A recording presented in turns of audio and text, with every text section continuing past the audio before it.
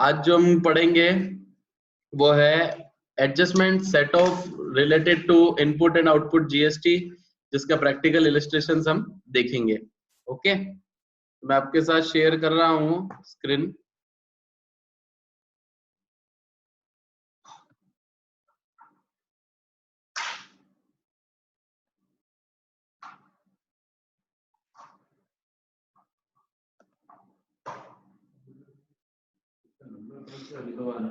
Now, first illustration is in front of you. Illustration 1, we have to pass the journal entry for GST set off.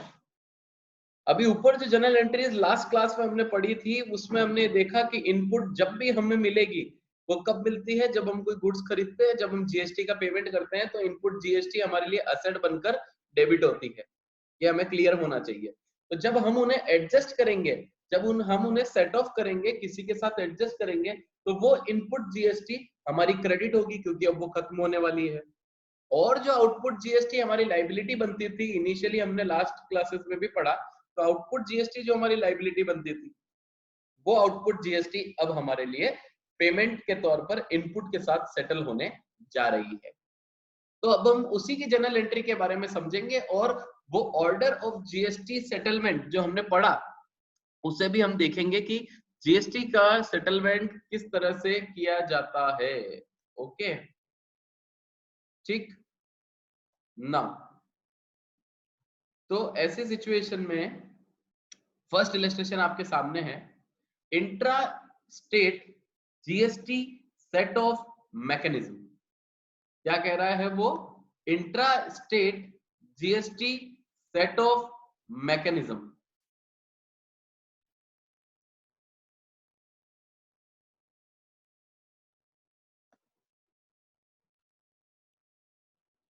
Intra state GST set of mechanism वो ये बता रहा है कि अब आपको कैसे इसकी जर्नल एंट्री पास करनी है। हमारे पास बैलेंसेस, ट्रायल बैलेंस का बैलेंसेस हमें दे रखे हैं, जिसमें ये लिखा है कि आउटपुट जीएसटी है हमारे पास। इंट्रा स्टेट का मतलब मेरे हिसाब से आप लोगों को क्लियर होगा कि इंट्रा स्टेट का मतलब होता है कि विद इन द स्टेट, एक ही स्टेट के अंदर जब हम गुड्स को सेल परचेज करते हैं, तो उसी स्टेट में जो भी गुड्स की सेल परचेज होगी, वो सेल परचेज पर सीजीएसटी और एसजीएसटी अप्लाई होता है। यहां पर हमें दे रखा है आउटपुट जीएसटी, जिसमें लिखा है CGST is having a balance of 25,400 and SGST with the same amount. ये आपको थोड़ा बहुत आइडिया ये भी मिल जाएगा, क्योंकि दोनों इक्वली डेबिट क्रेडिट होते हैं। तो जनरली इनके अंदर सेम बैलेंस होता है, लेकिन हर बार जरूरी नहीं, क्योंकि जब सेट ऑफ करते हो तो ये कहीं पर भी यूटिलाइज हो सकते हैं। ओके, नाउ तो आउटपुट जीएसटी के लिए हम बात करते हैं, तो हमारे पास 25,400 की सीजीएसटी आउटपुट पड़ी है और एसजीएसटी 25,400 की आउटपुट पड़ी है। मतलब इन दोनों का हमें पेमेंट करना है। इन दोनों का, ये जो जीएसटी हमारे पास आउटपुट जीएसटी है 25,400 सीजीएसटी और 25,400 एसजीएसटी, इसका हमें पेमेंट करना है। ये हमारी लाइबिलिटी है, जिसके अगेंस्ट हमारे पास इनपुट पड़ी है 20,000 का सीजीएसटी और 20,000 का एसजीएसटी। ये दो इनपुट हमारे पास पड़ी हुई है। अगर मैं इस इनपुट को सेट ऑफ भी करवा लेता हूं, फिर भी मुझे 5,400 रुपए का पेमेंट सीजीएसटी में करना पड़ेगा, और 5,400 रुपए का ही पेमेंट मुझे एसजीएसटी में करना पड़ेगा। ये आपके सामने क्लियर है कि आउटपुट हमारे पास पेमेंट कितना करना है हमें? 25,400। सीजीएसटी भी 25,400, एसजीएसटी भी 25,400। इसके अगेंस्ट हमारे पास इनपुट पड़ा है 20,000 सीजीएसटी और 20,000 एसजीएसटी। अगर ये सेट ऑफ भी हम कर देते हैं, तो भी हमें 5,400 का पेमेंट दोनों ही जीएसटी का करना होगा। इससे रिलेटेड अब हम जर्नल एंट्री करने जा रहे हैं, तो वो जर्नल एंट्री क्या होगी वो समझते हैं। मेरे हिसाब से फिगर्स आप लोगों के माइंड में क्लियर होंगे कि ये क्या वर्किंग आप कर रहे हैं। अब बात करते हैं कि जर्नल एंट्री हम जो करेंगे, वो जर्नल एंट्री क्या होगी वो समझते हैं। जर्नल एंट्री क्या है? सबसे पहले 25,400 का आउटपुट सीजीएसटी है, जिसमें से 20,000 इनपुट सीजीएसटी से वो सेटल हुआ, और 5,400 का हमें उसके अगेंस्ट लाइबिलिटी क्रिएट हुई, जिसे हमें पे करना है। ठीक, तो या तो आप लाइबिलिटी क्रिएट कर सकते हैं पेबल के तौर पर, या फिर आप इसे पेमेंट भी कर सकते हैं डायरेक्ट टू कैश करके। लेकिन अगर चाहें तो मंथ एंड पर लाइबिलिटी क्रिएट करके रख लें, हो सकता है हमने उसका पेमेंट अभी नहीं भी किया हो तो भी हमारे पास ये एडजस्टमेंट बनकर पड़ा रहेगा। तो आउटपुट 25,400 को आप सेटल कर रहे हैं इनपुट 20,000 के साथ, और बचे हुए 5,400 का हम आउटपुट सीजीएसटी पेबल का एक लाइबिलिटी क्रिएट कर देंगे। तो इस सिचुएशन के अंदर जो 25,400 की हमारे ऊपर लाइबिलिटी थी उसे हम किससे सेट ऑफ करा रहे हैं? 20,000 तो हमारे इनपुट सीजीएसटी से और 5,400 आउटपुट सीजीएसटी पेबल एक नई लाइबिलिटी क्रिएट करके उसे खत्म कर दिया जाएगा। तो 25,400 से आउटपुट सीजीएसटी अकाउंट डेबिट होगा, क्रेडिट होगा इनपुट सीजीएसटी 20,000 से, और to output CGST payable 5,400। Same यही एंट्री आपको एसजीएसटी के केस में भी करनी है। एसजीएसटी में भी output SGST account debit, to input SGST 20,000 और 5,400 पेबल हमारी लाइबिलिटी बन जाती है। ठीक, अब ये लाइबिलिटी का पेमेंट हम करवा रहे हैं, तो आप चाहें तो इलेक्ट्रॉनिक कैश लेजर, ये हमारे जीएसटी पोर्टल पर हमारा एक वॉलेट बना हुआ होता है जिसमें हम कैश डिपॉजिट कर देते हैं। तो इलेक्ट्रॉनिक कैश लेजर में हमने 10,800 रुपए जमा करा दिए, तो एंट्री क्या हो गई? Electronic cash ledger of GST account debit to bank account. 10,800 हमने बैंक से काटकर इलेक्ट्रॉनिक कैश लेजर में डिपॉजिट कर दिया है। उसके अगेंस्ट ये 10,800 अब हमारी ये दोनों लाइबिलिटी को सेट ऑफ करेगा। आउटपुट सीजीएसटी का पेमेंट कर दिया 5,400 और आउटपुट एसजीएसटी का पेमेंट हो गया 5,400। टोटल इलेक्ट्रॉनिक कैश लेजर फिर से जीरो हो गया। जितना कैश हमने डिपॉजिट किया था बैंक के थ्रू इलेक्ट्रॉनिक कैश लेजर में, वो पूरा का पूरा यूटिलाइज कर लिया गया। हमारे ऊपर जो लाइबिलिटी थी 5400 दैट इज 10,800 की, जिसको हमने पेमेंट करवा दिया। मैं आपको एक तरीका और बताता हूं, अगर हम ये इतनी बड़ी एंट्रीज नहीं करना चाहते तो आप डायरेक्ट एंट्री क्या करेंगे? Output CGST account debit 25,400, input CGST क्या एंट्री करेंगे? Output CGST account debit 25,400 to input CGST 20,000। Instead of writing output CGST payable account, हम यहाँ मान लेते हैं कि हम इसका पेमेंट कर रहे हैं, तो आप यहाँ पर टू बैंक अकाउंट भी लिख सकते हैं, अमाउंट यही रहेगा। सेम यही एंट्री यहाँ पर होगी। Instead of writing output SGST payable account, हम यहाँ पर क्या लिख सकते हैं? बैंक अकाउंट, और ये अमाउंट एज इट इज रहेगा। तो इन दो एंट्री को करने की जरूरत नहीं पड़ेगी। क्लियर?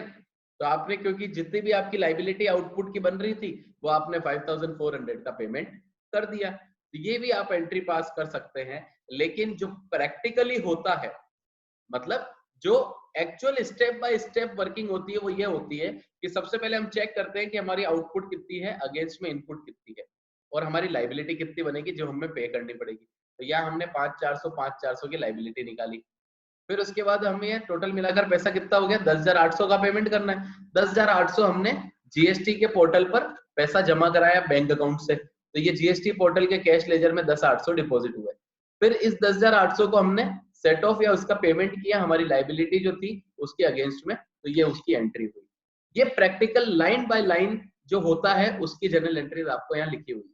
लेकिन अगर हम चाहते हैं कि नहीं ठीक है, डायरेक्ट पेमेंट मान लो हमने तो आउटपुट जो भी सीजीएसटी बन रहा था रिटर्न भरते टाइम हमने उसका पेमेंट कर दिया, तो आपने रिटर्न भरते टाइम जो भी उसका पेमेंट किया वो टू आउटपुट सीजीएसटी, जिस दिन रिटर्न भरोगे उस दिन ये एंट्री आपको पास करनी है। ठीक है, उससे पहले एंट्री नहीं होगी। जब भी आपकी रिटर्न फाइलिंग होगी जीएसटी की, उस दिन ही आपके सेट ऑफ होंगे, और ये सेटलमेंट जिस तारीख को होंगे उस तारीख को आपको जनरल एंट्री पास करनी होगी, ये वाली, जिसमें सेट ऑफ और उसका पेमेंट की एंट्रीज पास होगी। तो आप इन दोनों एंट्रीज को कर भी अपनी वर्किंग कर सकते हैं। लेकिन इस इन दोनों एंट्री को करने के लिए आउटपुट सीजीएसटी पेबल अकाउंट की जगह पर हमें क्या लिखना होगा? Bank account. यहाँ पर भी आउटपुट एसजीएसटी की जगह हमें लिखना होगा बैंक अकाउंट। ठीक है, अगर ये दो एंट्री करते हैं। अदरवाइज ये चार एंट्री करके आप बता सकते हैं कि किस तरह से लाइन बाय लाइन वर्किंग की जाती है इसके अंदर, और वही वर्किंग हम आगे जाकर समझेंगे। तो मेरे हिसाब से सेट ऑफ का प्रोविजन आप लोगों के दिमाग में क्लियर होगा कि अभी कैसे वर्किंग सेट ऑफ की होती है।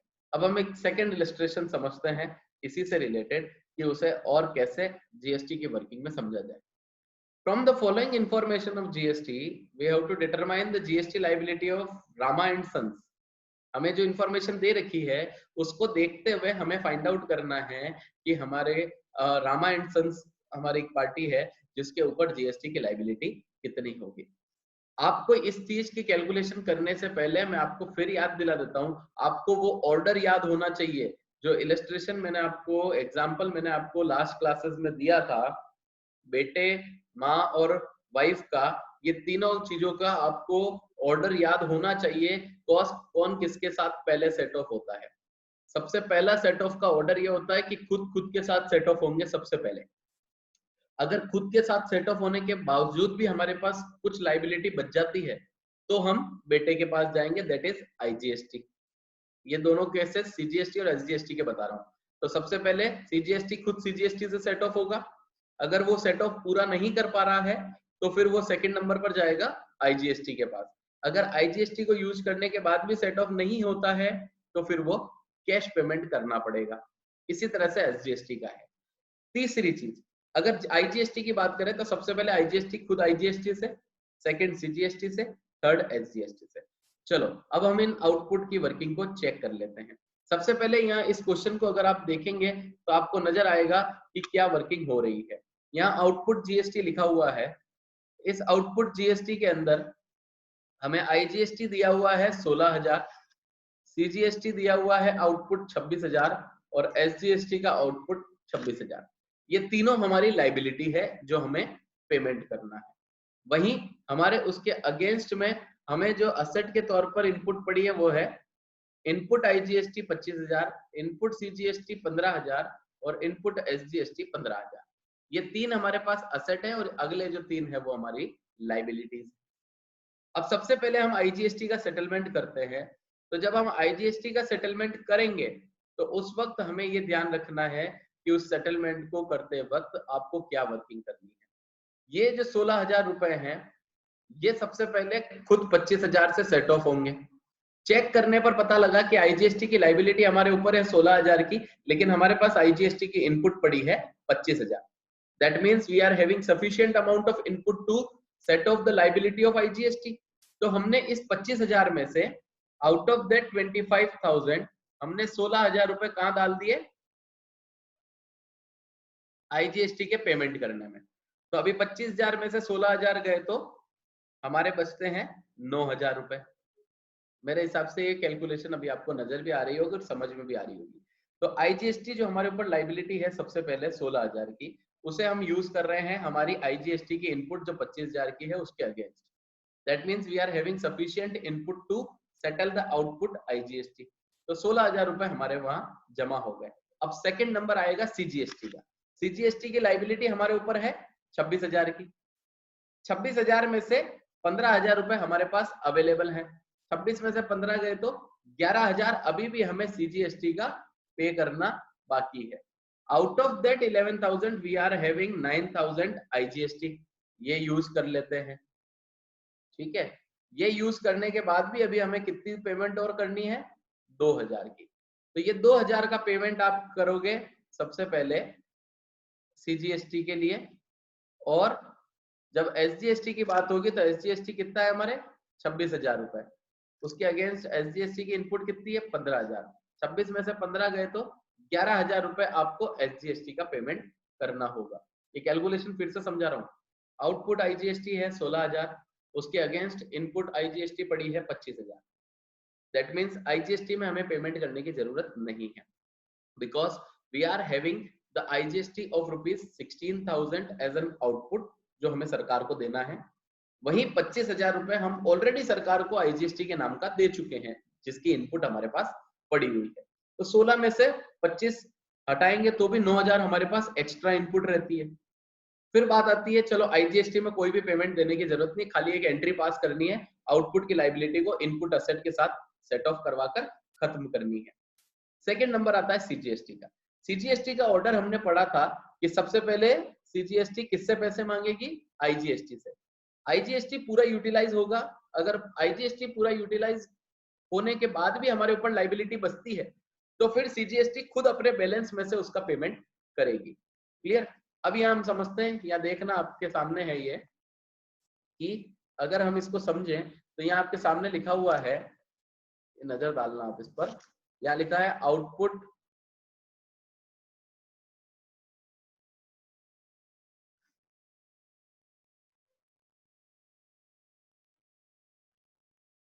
यहाँ लिखा है आउटपुट आईजीएसटी कितना है 16,000 और उसे 16,000 खत्म कर दिया।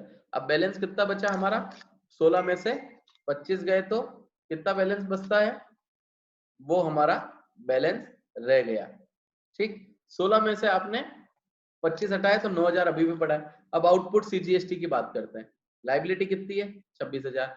सबसे पहले आईजीएसटी यूज होगा, कितना बैलेंस बचा 9,000। वो यूज करने के बाद अभी भी लाइबिलिटी कितनी है 17,000। 17,000 में से आपके पास सीजीएसटी कितना पड़ा है 15,000। ये 15,000 पे कर दोगे, उसके बाद भी 2,000 की लाइबिलिटी आपकी सीजीएसटी की बचती है। फिर बात आती है एसजीएसटी। एसजीएसटी की लाइबिलिटी है 26,000। इसके लिए कोई भी आईजीएसटी बची नहीं है, क्योंकि पूरी की पूरी आईजीएसटी जो बची हुई थी वो सीजीएसटी ने यूज कर ली। That means we are not having any balance in IGST. अब second option, second order of set off में सेकंड ऑर्डर किसका था, खुद का खुद के साथ। तो एसजीएसटी का ये 26,000 की लाइबिलिटी खुद के 15,000 की इनपुट से सेट ऑफ करवाएंगे। 11,000 रुपए का हमें पेमेंट करना होगा, जो मैं आपको नीचे बता देता हूँ, जो मैंने अभी आपको समझाया। क्लियर, बता रहा हूँ 1 मिनट।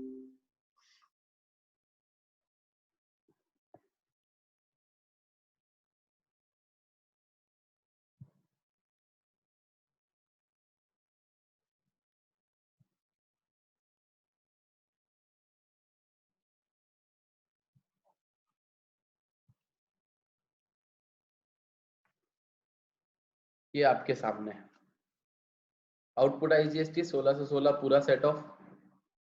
आउटपुट सीजीएसटी 26 में से सबसे पहले आईजीएसटी यूज होगा, 9,000 बचा हुआ था जो, वो यूज करने के बाद 17,000। 17 में से खुद इनपुट सीजीएसटी 15,000 यूज किया, अभी भी 2,000 की आउटपुट सीजीएसटी हमारे ऊपर लाइबिलिटी बनी हुई है, जो हमें सरकार को जमा करानी है। फिर बात करते हैं एसजीएसटी। एसजीएसटी सबसे पहले ऑर्डर में कौन आएगा, आईजीएसटी। आईजीएसटी का कोई बैलेंस नहीं बचा, तो सेकंड नंबर पर खुद का खुद के साथ 26 में से 15 गए, 11,000 का पेमेंट अभी भी आउटपुट एसजीएसटी के नाम से लाइबिलिटी बनकर खड़ा हुआ है। जनरल एंट्री क्या होगी, सबसे पहले आईजीएसटी को आईजीएसटी के साथ सेटल करा। Output IGST account debit to input IGST 16,000, 16,000 से सेट ऑफ हुआ। आउटपुट सीजीएसटी अकाउंट डेबिट 26,000 की लाइबिलिटी, जिसमें से सबसे पहले 9,000 इनपुट आईजीएसटी से सेट ऑफ हुए, 15,000 खुद का खुद से हुए, और 2,000 की लाइबिलिटी है जो हम आने वाले टाइम में उसका पेमेंट करेंगे। इसकी जगह आप टू बैंक भी लिख सकते हैं। इसकी जगह, इसकी जगह पर आप डायरेक्ट पेमेंट भी कर सकते हैं टू बैंक लिखकर। ठीक, आगे बढ़ते हैं। आउटपुट एसजीएसटी का पेमेंट कैसे होगा, उसके लिए कोई इनपुट आईजीएसटी बची नहीं थी, इसलिए सेकंड ऑर्डर में वो खुद अपने आप सेट ऑफ होगा।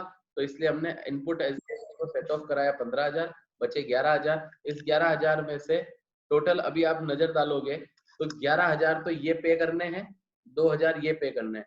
तो कितना पैसा जमा कराया हम इलेक्ट्रॉनिक लेजर में, 13,000 रुपए। 11 और 2 13,000। 13,000 की आपको बैंक की एंट्री नजर आ रही है। 13,000 में बैंक की एंट्री करने के बाद आपको क्या करना है कि 13,000 में बैंक की एंट्री कर दी आपने, उसके बाद इन दोनों लाइबिलिटी का पेमेंट उस एंट्री कैश लेजर से सेट ऑफ करवा देंगे। यहाँ यही अगर आप यहाँ पर बैंक अकाउंट लिख देते हो इन दोनों जगह पर, यहाँ पर और यहाँ पर अगर टू बैंक लिखते हो तो ये एंट्री करने की जरूरत नहीं पड़ेगी। अल्टीमेटली इफेक्ट वही आएगा कि बैंक से 13,000 रुपए जाने हैं, 2,000 रुपए सीजीएसटी के लिए और 11,000 एसजीएसटी के लिए।